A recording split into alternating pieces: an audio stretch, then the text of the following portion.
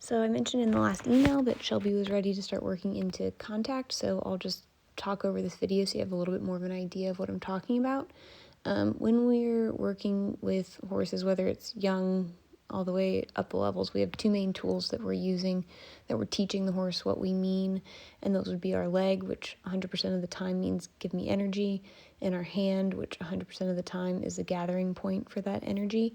And when the young horses, we first want them to understand those aids and tools independently, so they understand the leg on its own and they understand the hand on its own.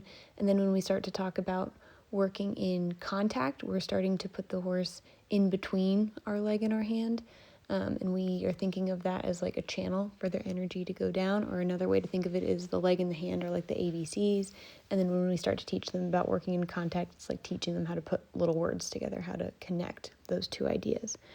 So it's not like we get on one day and we decide, okay, today's the day, you're going on the bit, you're learning about contact. It's a progression. And there are three main things that I want Shelby as a young horse to learn about contact.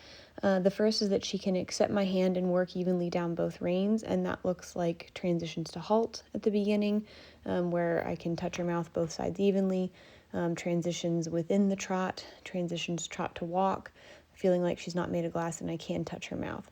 The second thing I want her to learn is that she can follow the contact, she can follow the bit. So I think you've seen in some of the videos I've done like a wide opening rein. So she learns that when I open my hand, she doesn't hit the bit and drop behind me. She follows the contact, and the contact continues to gather the energy whether I'm opening the rein left or right. And the third and final thing I want her to learn about contact is that she can push into it. She can connect to it from her hind end. And that in a young horse looks to start with like little baby leg yields, little turn on the forehand, and progresses to some degree of collection and engagement where you're able to slow the speed but increase the pushing power from behind. So kind of in that order is what I want her to understand about contact. And you can see here she's trotting around and doing some transitions within the trot, working forward, working back.